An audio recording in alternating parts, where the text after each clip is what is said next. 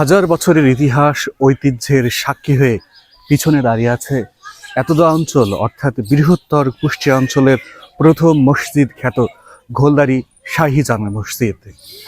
413 সালের দিকে ইসলাম প্রচারের জন্য এই অঞ্চলে আসেন ইসলাম প্রচারক হজরত খায়রুল বাশার ওমজ। তিনি ঘোলদারি গ্রামের এই নির্জন মাঠে এই প্রতিষ্ঠিত করেন 3 গম্বুজ বিশিষ্ট ঘোলদারি শাহী জামে মসজিদ, যা কালের সাক্ষী হয়ে হাজার বছর ধরে টিকে আছে। প্রিয় বন্ধুরা, চুয়াডাঙ্গা পরিবারের মাধ্যমে দেশ এবং দেশের বাইরে থেকে যারা আমাদের সাথে যুক্ত আছেন, আপনাদের সবাইকে স্বাগত জানাচ্ছি ঘোলদারি শাহী জামে মসজিদের সামনে থেকে। আপনাদের সাথে আছে আমি আরিফ হাসান, ক্যামেরায় আছে মোহাম্মদ আলী।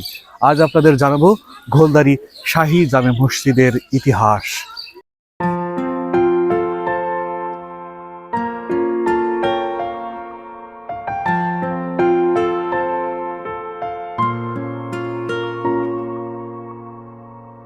হাজার বছরের ইতিহাস চুয়াডাঙ্গা জেলার আলমডাঙ্গা উপজেলার আইলহাস ইউনিয়নাধীন ঘোলদারি জামে মসজিদ।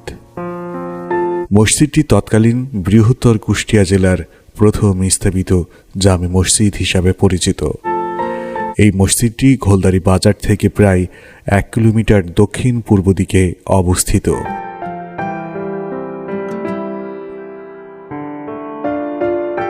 বাংলা 413 সনের দিকে হজরত খায়রুল বাশার ওমজ রহমাতুল্লাহ ইসলাম প্রচারের উদ্দেশ্যে চুয়াডাঙ্গা জেলার আলমডাঙ্গা উপজেলার ঘোলদারি গ্রামে মসজিদটি নির্মাণ করেন।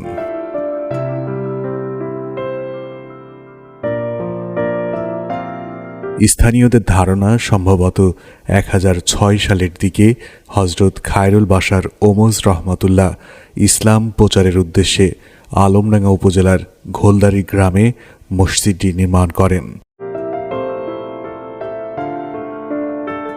আপনারা কোথা থেকে এসেছেন? গ্রামের নাম শঙ্করডি, কুষ্টিয়া এপি থানার ভিতর থেকে। কেন এসেছেন? আমরা এখানে একটা মান্যত দিছিলাম, মানে মান্যত করা ছিল, তাতে আমরা উপকার পাইছি আল্লাহর হস্তে, সেটা আমরা এখানে শোধ করতে আসছি। আচ্ছা, আপনারা কি দিয়ে এনেছেন?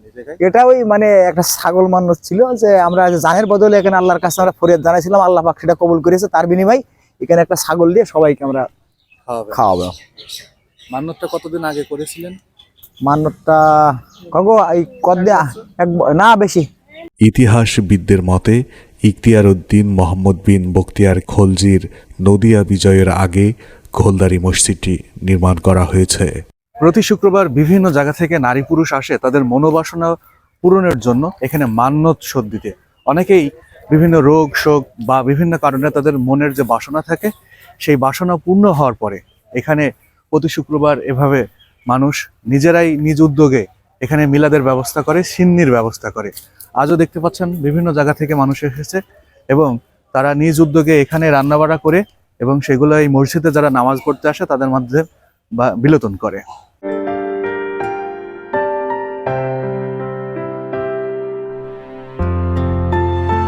হাজার বছরের ইতিহাস ও ঐতিহ্যের সাক্ষী হয়ে আজও দাঁড়িয়ে আছে এই মসজিদটি। জনশ্রুতি আছে, প্রথম শতাব্দীর কোনো এক সময় হজরত খায়রুল বাশার ওমজ রহমতুল্লাহ নদী পথে আলমডাঙ্গা উপজেলার এই ঘোলদারি গ্রামে আসেন।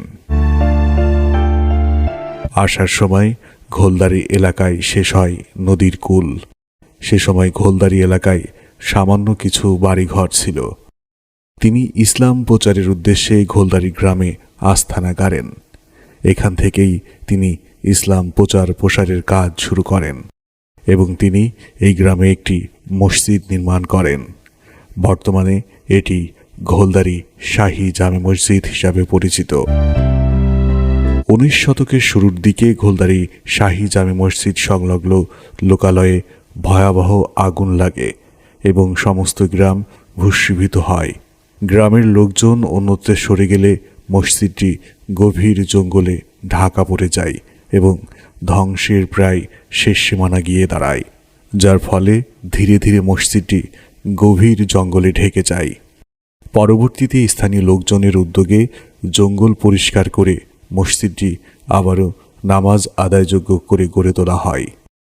সেই থেকে এখনও নিয়মিত মসজিদটিতে নামাজ আদায় করা হচ্ছে। পরবর্তীতে একাধিকবার সংস্কারের ফলে মসজিদটির অসাধারণ নির্মাণশৈলী কিছুটা ক্ষয়প্রাপ্ত হয় এবং এর সামনের কিছু অংশ বর্ধিত করায় প্রাচীন রূপ বুঝতে সামান্য অসুবিধা হয়।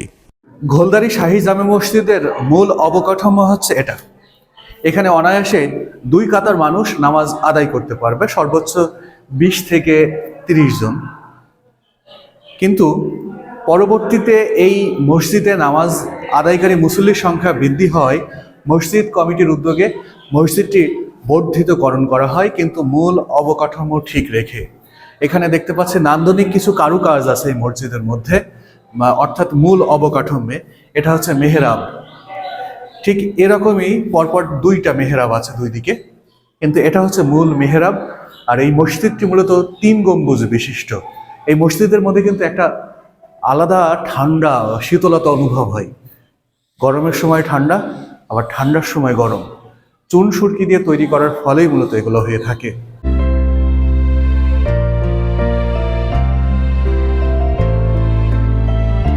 ঘোলদারি শাহী জামে মসজিদটির নির্মাণশৈলী যে কোনো ব্যক্তিকে মুগ্ধ করবে। 3 গম্বুজ বিশিষ্ট এই মসজিদটির স্থাপিত শিল্প দারুণ নান্দনিক। মসজিদের 4 কোণের থামের উপর রয়েছে 4টি ছোট মিনার, রয়েছে দুপাশে 2টি দরজা আর দক্ষিণ দিকে 1টি জানালা, এবং রয়েছে 6টি কুঠিরি। এখানে মুরগি, বিভিন্ন রকম মুরগি, তারপরে ছাগল, ডিম, তারপরে ভাত, মাংস প্রতি শুক্রবার এখানে কন্টিনিউ সিদ্ধ করা হয়। তারপরে এখানে বিভিন্ন গাছের ফল, নতুন ফল হলে পরে ফলগুলো এখানে দেয়। এখানে প্রতি শুক্রবার এখানে মানত করা হয় আর কি। এই মসজিদটি তৈরিতে ব্যবহার করা হয়েছে পাতলা ইট, টালি, চুন সুরকি। মসজিদের ভেতরের দেওয়ালে আঁকা আছে নানান ধরনের লতাপাতা ও ফুল। অবাক হলেও সত্য যে মসজিদের গাঁথনির সময় চুন সুরকির সাথে মেশানো হয়েছিল মসুরির ডাল। এই মসজিদটি শুধু এলাকার সবচেয়ে প্রাচীন ঐতিহ্যবাহী নয়, এটি দেশের প্রাচীন ঐতিহ্যের অংশ এবং প্রাচীন স্থাপত্যের নিদর্শন।